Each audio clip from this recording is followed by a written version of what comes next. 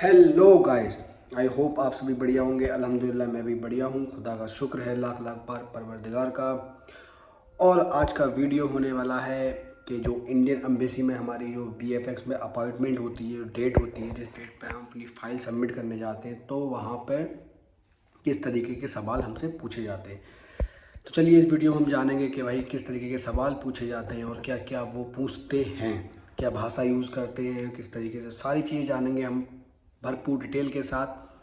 उससे पहले अगर आप मुझे पहली बार देख रहे हो, मेरे यूट्यूब पे पहली बार आए हो, तो वही सारी चीज़ें जैसे हर एक वीडियो में हर एक यूट्यूबर बोलता है, like comment share and subscribe also.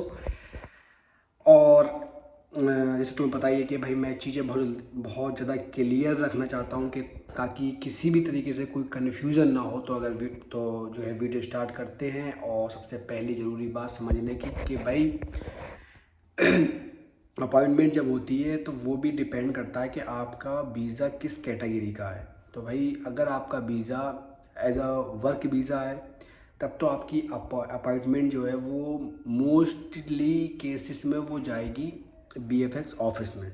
ठीक है, अगर आप किसी भी कंट्री के लिए as a work visa apply कर रहे हैं, वहाँ पे एज अ काम करने जा रहे हैं वहाँ पे, तो आपकी जो अपॉइंटमेंट होगी वो होगी जो है बीएफएक्स ऑफिस में। ठीक है तो बीएफएक्स ऑफिस में होगी। अब दूसरा क्वेश्चन ये बनता है यहाँ पे, जो स्टूडेंट वीज़ा जाते हैं और बिजनेस क्लास वगैरह ये और जो एक्स्ट्रा कैटेगरी के आते हैं जो भी वीज़ा, उनकी अपॉइंटमेंट कहाँ होती है? तो भाई उनकी अपॉइंटमेंट होती है अम्बेसी में। अम्बेसी इट मीन्स जो अम्बेसी इंडिया में, जैसे मान लीजिए आप कनाडा जा रहे हैं तो कनाडा की अम्बेसी होगी, उसमें अपॉइंटमेंट कनाडा वालों की होगी। आप एग्जांपल तौर पर मांग सकते हैं कि ऐसे मान लीजिए आप पोलैंड जा रहे हैं, ठीक है, स्टूडेंट वीज़ा ऐसा, तो आपकी जो आपकी अपॉइंटमेंट होगी वो होगी पोलैंड अम्बेसी में। ठीक है, तो जो पर्सनली कंट्री की एम्बेसी होती है किसी कंट्री के अंदर, तो वहाँ पे जो स्टाफ होता है वो उसी कंट्री का बैठा हुआ होता है। ठीक है, तो वो अपने पर्सनल कुछ क्वेश्चन जो भी उनके माइंड में रहते हैं, पूरे एक इंटरव्यू होता है। ठीक है, अच्छा जो वर्क वीज़े पे जाते हैं इनका जो भी चीज़ें रहती हैं वो वहाँ का जो स्टाफ होता है बीएफएक्स ऑफिस जिसे बोलते हैं। कि भाई इसमें जो स्टाफ रहता है वो भाई इंडियन का होता है, वो जो पूरा हैंड ओवर किए हुए होते हैं वो इंडियन गवर्नमेंट के अंदर सारी चीज़ें आती हैं, तो वहाँ जो स्टाफ होता है वो भी इंडिया का ही होता है।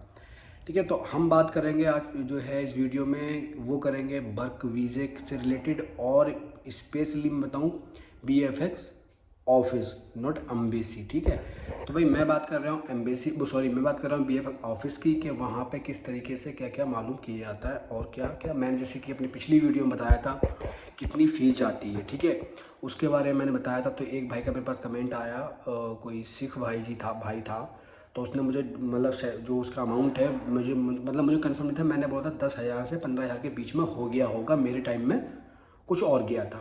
तो उन्होंने बताया 12,609 रुपये समथिंग, मुझे बिल्कुल करेक्ट याद नहीं रहा, लेकिन यही बताया था उन्होंने मुझे, तो इतना जाता है। ठीक है, तो मेरी पिछली वीडियो में मैंने पूरी डिटेल बता दी है कितनी फ़ीस जाती है। अब ये नेक्स्ट वीडियो है, दूसरी वीडियो के, इसमें बताना है कि भाई क्या क्या क्वेश्चन होते हैं, पूछते हैं, और वो क्या बात पूछते हैं और कौन सी चीज़ें मालूम करते हैं। ठीक है भाई, चलिए।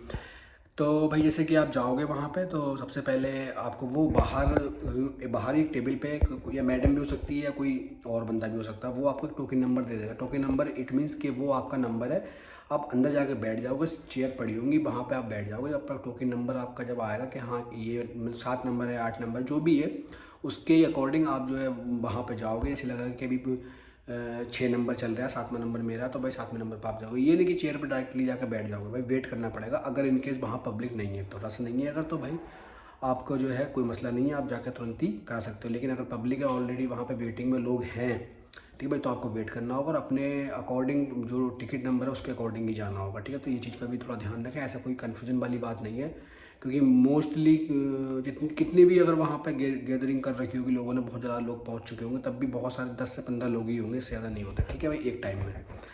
अच्छा भाई, अच्छा टिकट आपने टोकन नंबर ले लिया, बाहर से रिसीव कर लिया, ठीक है, उसके बाद आप पहुँचते हैं। अच्छा हाँ, एक चीज़ बता दूँ मैं, जो मैं लास्ट वीडियो में नहीं बताई थी, जो आप फ़ीस का जो भी है वो फ़ीस भाई ऑनलाइन वहाँ पे कोई सिस्टम नहीं है। ठीक है, तो आप फ़ीस जो है बाहर से कैश करा लें, ऑनलाइन का सिस्टम नहीं है, तो वो बाई हैंड लेते हैं। ठीक है, तो ये चीज़ भी माइंड में रखें। मेरे संग ऐसा इश्यू हुआ था, मैं बता नहीं पाया लास्ट वीडियो में, पिछली वाली लास्ट वीडियो में, तो मैंने इस वाली वीडियो में शेयर कर दी। ठीक है, तो इसलिए वीडियो जो भी है उसको देखा करो, हो सकता है किस टाइम वीडियो कौन सी आपके काम में आ जाए। ठीक है, अच्छा ठीक है, तो अब जैसे आप जाओगे अपनी फ़ाइल लेके, वहाँ आप चेयर के सामने बैठ जाओगे, मतलब चेयर पे बैठ जाओगे उनके सामने जस्ट वो, और हेलो हाय जो भी आपको करनी है वो आप कर लें उनसे। हेलो हाय इट मीन्स कि भाई एक मतलब इंप्रेशन पड़ता है सामने बंदे पे कि बंदा रिस्पेक्टफुल है और हमें रिस्पेक्ट कर रहा है, ठीक है। और कोई भी कन्वर्सेशन करने से पहले भाई बंदा हमें क्लियर कर रहा है। जैसे मान लीजिए गुड मॉर्निंग का टाइम है तो गुड मॉर्निंग बोल सकते हो, अगर गुड इवनिंग का टाइम है good morning sir, something like that तुम कह सकते हो, कोई मसला नहीं है, ठीक है। अच्छा उसके बाद में जब वो आपको उसको फाइल सबमिट कर दोगे पूरी, उसके बाद में वो सब फाइल डॉक्यूमेंट देखता रहेगा अपने, और उसके बीच में ही आपसे जो है चीज़ें करता रहेगा, ठीक है। उसी दौरान आपकी फ़ीस जमा होगी, जो मैंने लास्ट वीडियो में बताया, ठीक है।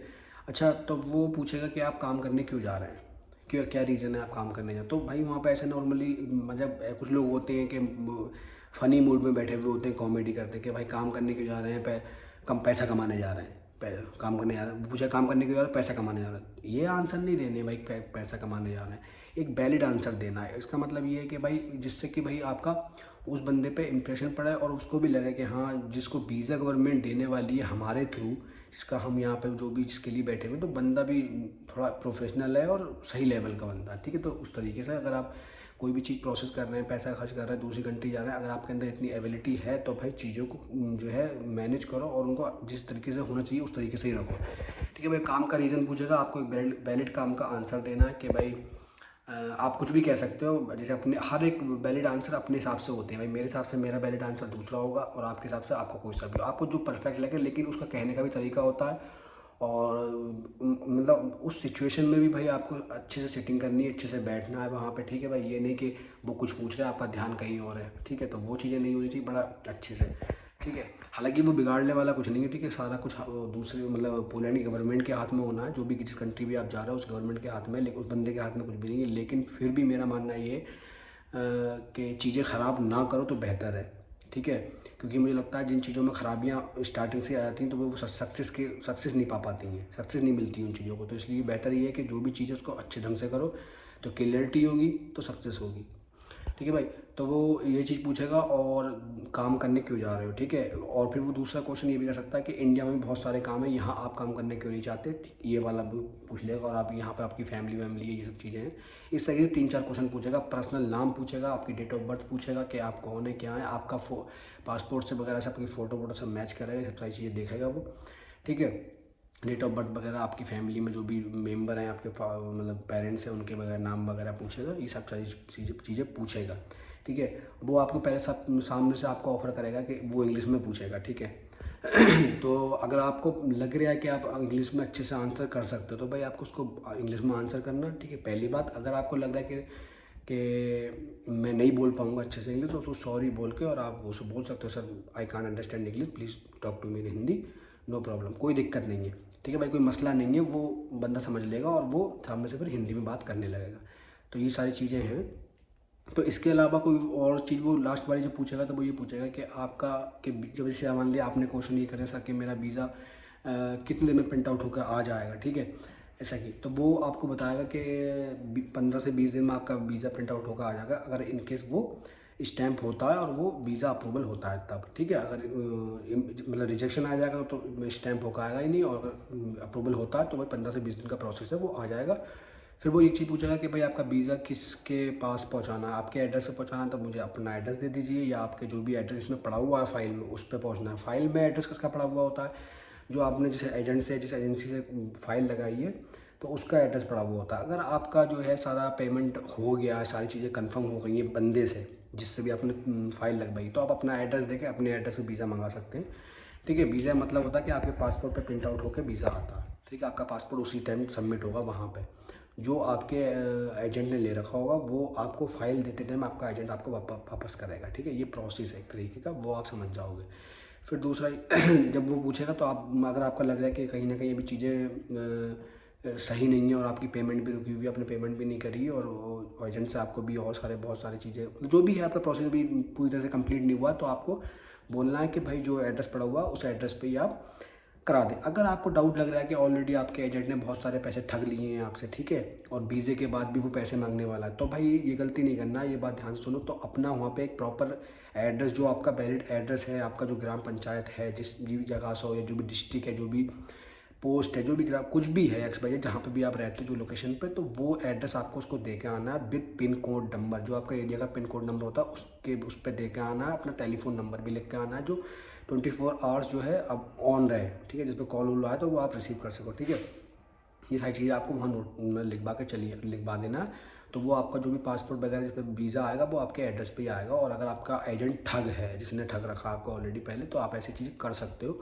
फिर आपके पास वीज़ा होगा तो आपको उसके पास गुलामगिरी करने की ज़रूरत नहीं है, उसको फ़ोन करने की ज़रूरत नहीं है। अपना टिकट कराओ और चले आओ, ठीक है। किसी भी कंट्री का हो आप टिकट करा के जा सकते हो। एजेंट वेजेंट कुछ नहीं कर सकता उसमें।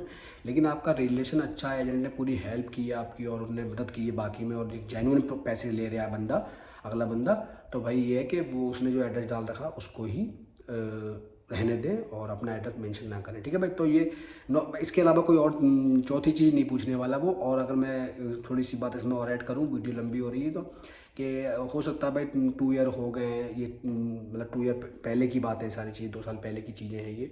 हो सकता है कुछ चीज़ें ऐड कर दी गई, तो भाई इनके अलावा कोई और तीसरी बात नहीं रखेगा। बस नॉर्मल क्वेश्चन ही रखता है बंदे के एक्सप्रेशन चेक करने के लिए, और कुछ नहीं, ठीक है भाई। वर्क काम करने जा रहे हैं, एज स्टूडेंट भी जाते हैं तो उसकी अलग बात होती है, ठीक है भाई। तो नॉर्मल क्वेश्चन होते हैं, टेंशन वाली कोई बात नहीं। बहुत सारे लोग ये पूछते रहते हैं, तो आई होप आपको समझ में आ गई होंगी चीज़ें। और अभी तक अब तुम मेरे चैनल को सब्सक्राइब नहीं किए हुए हो तो भाई तुम बहुत बेवकूफ़ इंसान हो। तुम्हें लगता है कि वीडियो बिना सब्सक्राइब करके ही मिल जाती हैं, लेकिन बहुत सारी चीज़ें ऐसी होती हैं जो तुम मिस कर जाओगे। जैसे मैं लाइव आता हूँ वो मिस कर जाओगे, ठीक है। जैसे और भी बहुत सारी चीज़ें होती हैं, मैं शॉर्ट वीडियो डाल देता हूँ वो नहीं आती है नोटिफाई में, ठीक है। तो वो सारी चीज़ें मिस कर जाओ। कौन सी चीज़ आप कब मिस कर जाओ, तो भाई वो इसलिए सब्सक्राइब करके रखो भाई, और वीडियो को शेयर करो, लाइक कमेंट सारी चीज़ें करके जाओ, ठीक है। मिलते हैं अगली वीडियो में। जो वीडियो इस टाइम आपको शो हो रही है सामने आपकी डिस्प्ले पर, जस्ट मतलब एंड होने से पहले शो होगी वीडियो। ये वीडियो एंड होने से पहले वीडियो शो होगी, उस वीडियो को भी देखो। और सब्सक्राइब का बटन आपके पास में ही, सब्सक्राइब कर लो, कुछ नहीं जा रहा है भाई।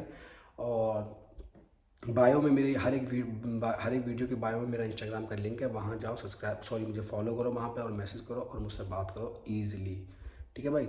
मिलते हैं अगली वीडियो में। अभी के लिए टाटा एंड बाय बाय। अल्लाह हाफिज़। दुआ में याद रखें और यूनिटी बनाए रखें, स्पेशली इंडिया में।